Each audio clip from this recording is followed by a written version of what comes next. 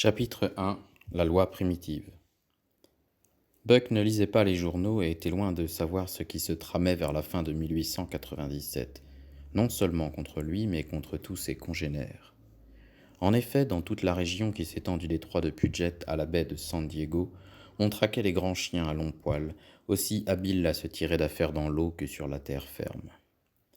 Les hommes, en creusant la terre obscure, y avaient trouvé un métal jaune, enfoncé dans le sol glacé des régions arctiques, et les compagnies de transport ayant répandu la nouvelle à grand renfort de réclames, les gens se ruaient en foule vers le nord. Et il leur fallait des chiens, de ces grands chiens robustes aux muscles forts pour travailler et à l'épaisse fourrure pour se protéger contre le froid. Buck habitait cette belle demeure située dans la vallée ensoleillée de Santa Clara qu'on appelle le domaine du juge Miller.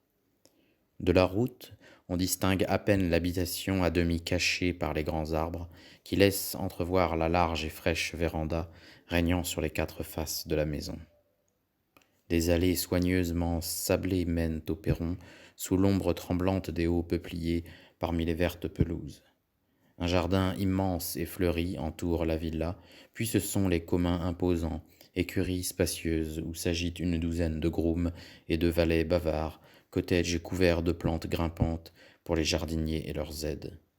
Enfin, l'interminable rangée des serres, treilles et espaliers, suivis de vergers plantureux, de gras pâturages, de champs fertiles et de ruisseaux jaseurs. Le monarque absolu de ce beau royaume était, depuis 4 ans, le chien Buck, magnifique animal dont le poids et la majesté tenaient du gigantesque Terre-Neuve Elno, son père, tandis que sa mère Sheps, fine chienne collet de pure race écossaise, lui avait donné la beauté des formes et l'intelligence humaine de son regard. L'autorité de Buck était indiscutée. Il régnait sans conteste non seulement sur la tourbe insignifiante des chiens d'écurie, sur le carlin japonais Toots, sur le mexicain Isabelle, étrange créature sans poils dont l'aspect prêtait à rire, mais encore sur tous les habitants du même lieu que lui. Majestueux et doux, il était le compagnon inséparable du juge, qu'il suivait dans toutes ses promenades. Il s'allongeait d'habitude aux pieds de son maître dans la bibliothèque, le nez sur ses pattes de devant, clignant des yeux vers le feu et ne marquant que par un imperceptible mouvement des sourcils l'intérêt qu'il prenait à tout ce qui se passait autour de lui. Mais apercevait-il au dehors les fils aînés du juge, prêts à se mettre en selle, il se levait d'un air digne et daignait les escorter. De même, quand les jeunes gens prenaient leur bain matinal dans le grand réservoir cimenté du jardin, Buck considérait de son devoir d'être de la fête. Il ne manquait pas non plus d'accompagner les jeunes filles dans leurs promenades à pied ou en voiture, et parfois on le voyait sur les pelouses, portant sur son dos les petits enfants du juge, les roulant sur le gazon et faisant mine de les dévorer de ses 2 rangées de dents étincelantes. Les petits l'adoraient, tout en le craignant un peu, car Buck exerçait sur eux une surveillance sévère et ne permettait aucun écart à la règle. D'ailleurs, il n'était pas seul à le redouter. Le sentiment de sa propre importance et le respect universel qui l'entourait investissant le bel animal d'une dignité vraiment royale. Depuis 4 ans, Buck menait l'existence d'un aristocrate blasé, parfaitement satisfait de soi-même et des autres, peut-être légèrement enclin à l'égoïsme, ainsi que le sont trop souvent les grands de ce monde. Mais son activité incessante, la chasse, la pêche, le sport et surtout sa passion héréditaire pour l'eau fraîche le gardaient de tout alourdissement et de la moindre déchéance physique. Il était, en vérité, le plus admirable spécimen de sa race qu'on pût voir.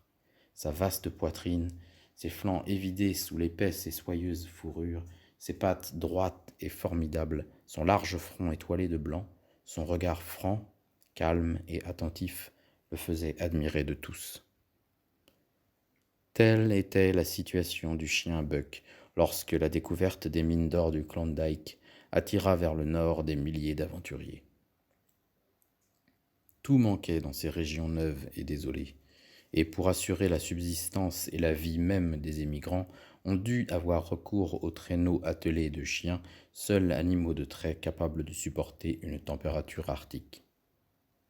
Buck semblait créé pour jouer un rôle dans les solitudes glacées de l'Alaska.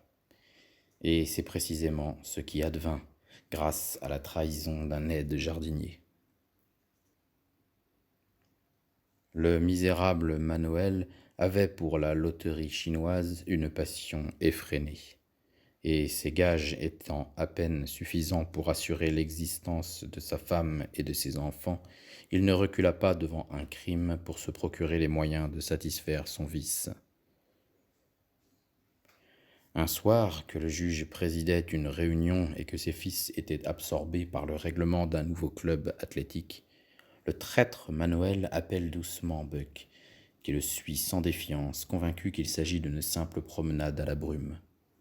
Tous deux traversent sans encombre la propriété, gagnent la grande route et arrivent tranquillement à la petite gare de College Park. Là, un homme inconnu place dans la main de Manuel quelques pièces d'or, tout en lui reprochant d'amener l'animal en liberté. Aussitôt, Manuel jette au cou de Buck une corde assez forte pour l'étrangler en cas de résistance. Buck supporte cet affront avec calme et dignité. Bien que ce procédé inusité le surprenne, il a, par habitude, confiance en tous les gens de la maison et sait que les hommes possèdent une sagesse supérieure même à la sienne. Toutefois, quand l'étranger fait mine de prendre la corde, Buck manifeste par un profond grondement le déplaisir qu'il éprouve. Aussitôt, la corde se resserre, lui meurtrissant cruellement la gorge et lui coupant la respiration. Indigné, Buck se jette sur l'homme. Alors celui-ci donne un tour de poignet vigoureux. La corde se resserre encore. Furieux, surpris, la langue pendante, la poitrine convulsée, Buck se tord impuissant, ressentant plus vivement l'outrage inattendu que l'atroce douleur physique. Ses beaux yeux se couvrent d'un nuage, deviennent vitreux, et c'est à demi-mort qu'il est brutalement jeté dans un fourgon à bagages par les deux complices. Quand Buck revint à lui, tremblant de douleur et de rage, il comprit qu'il était emporté par un train, car ses fréquentes excursions avec le juge lui avaient appris à connaître ce mode de locomotion. Ses yeux, en s'ouvrant, exprimèrent la colère et l'indignation d'un monarque trahi. Soudain, il aperçoit à ses côtés l'homme auquel Manuel l'a livré. Bondir sur lui, ivre de rage, est l'affaire d'un instant, mais déjà la corde se resserre et l'étrangle.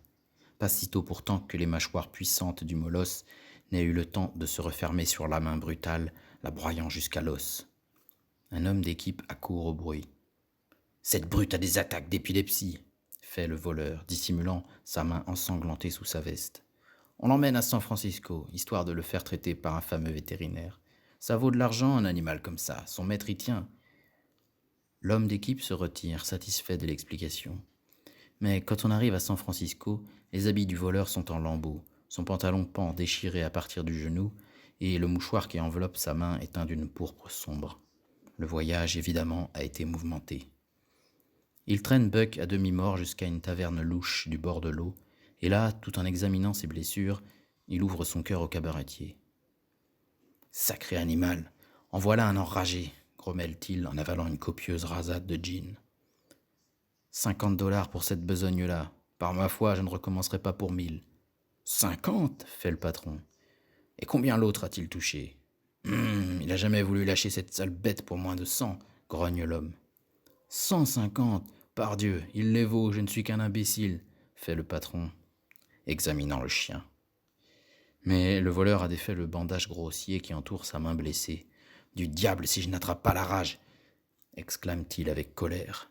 « Pas de danger, c'est la potence qui t'attend, » ricane le patron. « Dis donc, il serait peut-être temps de lui enlever son collier. » Étourdi, souffrant cruellement de sa gorge et de sa langue meurtrie, à moitié étranglée, Buck voulut faire face à ses tourmenteurs. Mais la corde eut raison de ses résistances. On réussit enfin à limer le lourd collier de cuivre marqué au nom du juge. Alors les deux hommes lui retirèrent la corde et le jetèrent dans une caisse renforcée de barreaux de fer. Il y passa une triste nuit, ressassant ses douleurs et ses outrages. Il ne comprenait rien à tout cela. Que lui voulaient ces hommes? Pourquoi le maltraitaient-ils ainsi? Au moindre bruit, il dressait les oreilles, croyant voir paraître le juge ou tout au moins un de ses fils. Mais lorsqu'il apercevait la face avinée du cabaretier ou les yeux louches de son compagnon de route, le cri joyeux qui tremblait dans sa gorge se changeait en un grognement profond et sauvage. Enfin, tout se tut. À l'aube, 4 individus de mauvaise mine vinrent prendre la caisse qui contenait Buck et la placèrent sur un fourgon. L'animal commença par aboyer avec fureur contre ses nouveaux venus, mais s'apercevant bientôt qu'il se riait de sa rage impuissante, il alla se coucher dans un coin de sa cage et y demeura farouche, immobile et silencieux. Le voyage fut long.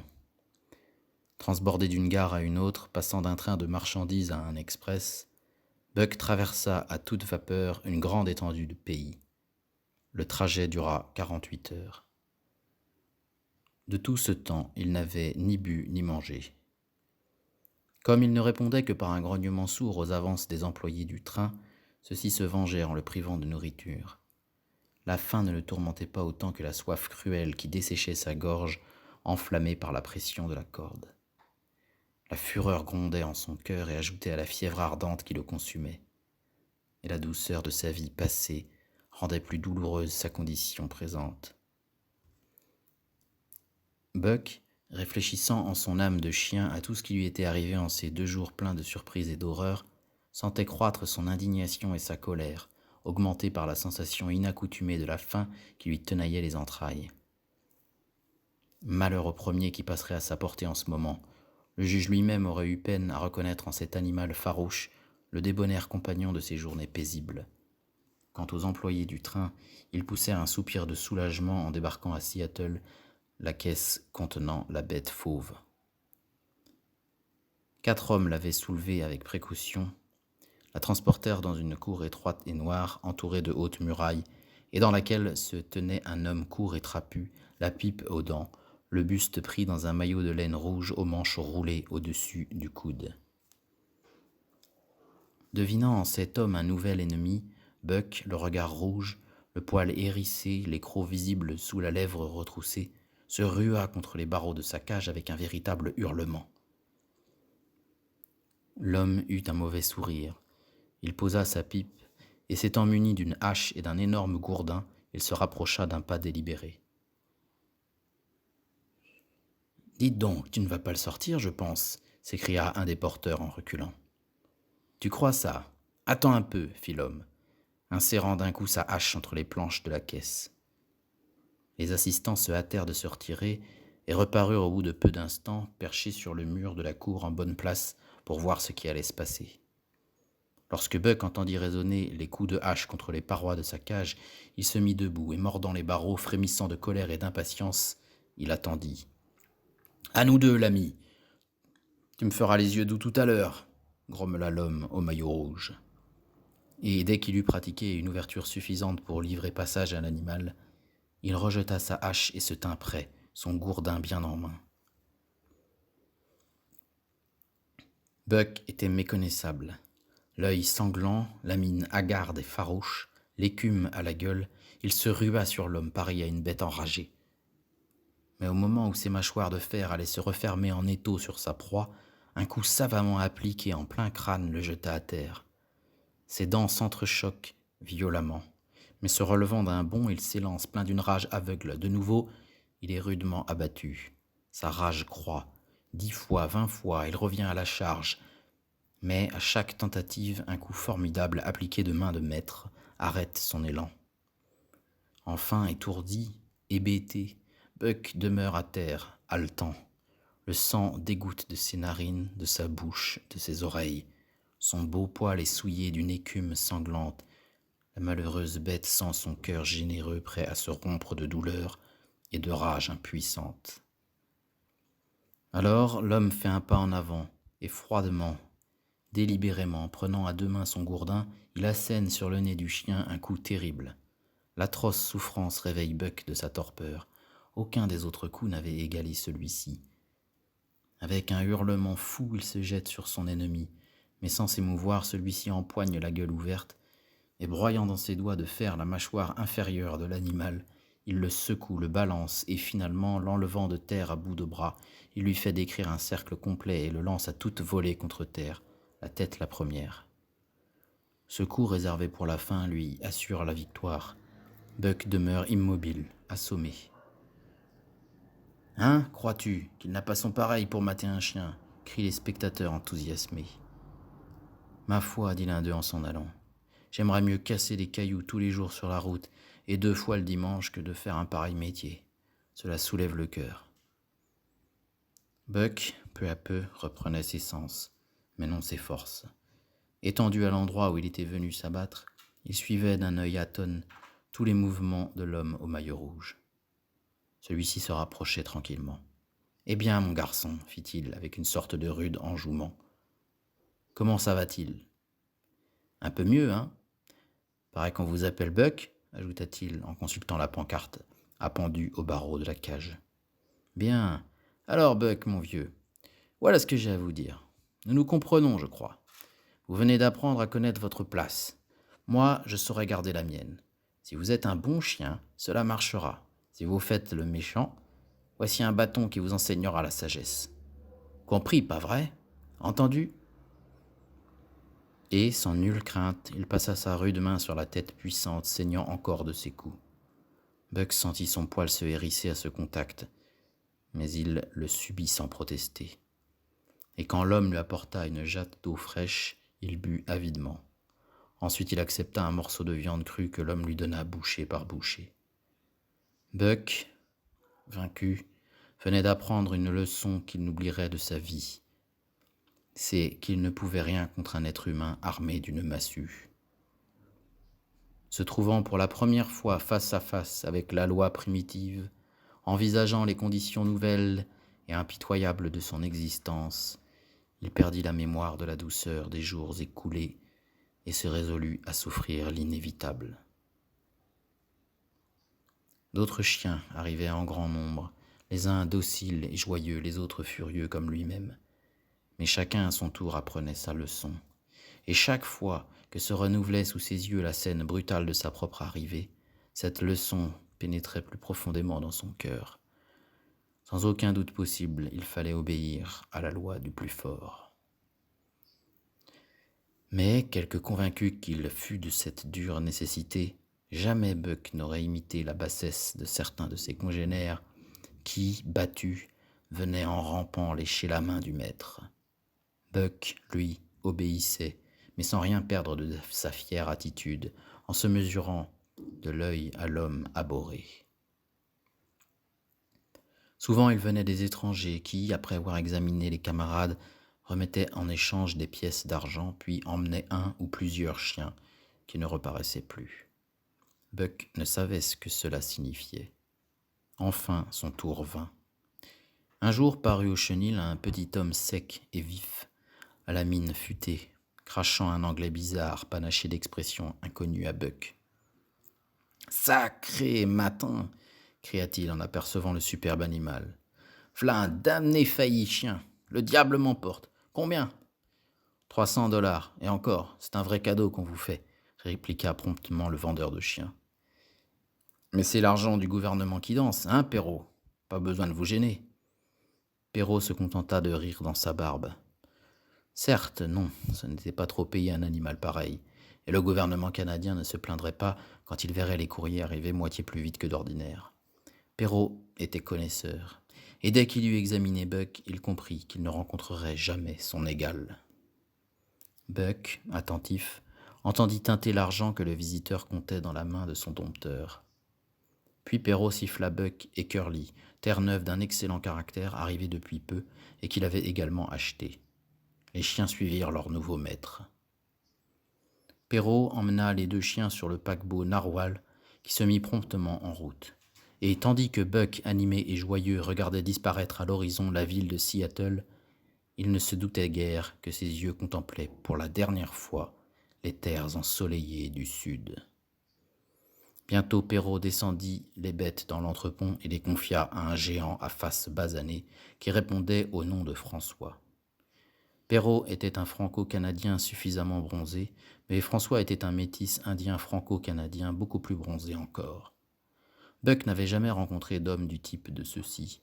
Il ne tarda pas à ressentir pour eux une estime sincère, bien que dénuée de toute tendresse. Car s'ils étaient durs et froids, ils se montraient strictement justes. En outre, leur intime connaissance de la race canine rendait vain tout essai de tromperie et leur attirait le respect. Buck et Curly trouvèrent 2 autres compagnons dans l'entrepont du narwal. L'un, fort matin d'un blanc de neige, ramené du Spitzberg par le capitaine d'un baleinier, était un chien à odeur sympathique, mais d'un caractère faux. Dès le premier repas, il vola la part de Buck. Comme celui-ci, indigné, s'élançait pour reprendre son bien, la longue mèche du fouet de François siffla dans les airs et, venant cingler le voleur, le força de rendre le butin mal acquis. Buck jugea que François était un homme juste et lui accorda son estime. Le second chien était un animal d'un caractère morose et atrabilaire. Il sut promptement faire comprendre à Curly, qui multipliait les avances, sa volonté d'être laissé tranquille. Mais lui, du moins, ne volait la part de personne. Dave semblait penser uniquement à manger, bâiller, boire et dormir. Rien ne l'intéressait hors de lui-même. Quand le paquebot entra dans la baie de la Reine Charlotte, Buck et Curly pensèrent devenir fous de terreur en sentant le bateau rouler, tanguer et crier comme un être humain sous les coups de la lame. Mais Dave, témoin de leur agitation, levant la tête, les regarda avec mépris. Puis il bâilla et, se recouchant sur l'autre côté, se rendormit tranquillement. Les jours passèrent, longs et monotones. Peu à peu, la température s'abaissait. Jamais Buck n'avait eu si grand froid. Enfin, l'hélice se tut et le navire demeura immobile. Mais aussitôt une agitation fébrile s'empara de tous les passagers. François accoupla vivement les chiens et les fit monter sur le pont. On se bousculait pour franchir la passerelle. Et tout à coup, Buck se sentit enfoncé dans une substance molle et blanche, semblable à de la poussière froide et mouillée. Il recula en grondant. D'autres petites choses blanches tombaient et s'accrochaient à son poil. Intrigué, il en happa une au passage et demeura surpris. Cette substance blanche brûlait comme le feu et fondait comme l'eau. Et les spectateurs de rire. Buck était excusable pourtant de manifester quelque surprise en voyant de la neige pour la première fois de sa vie.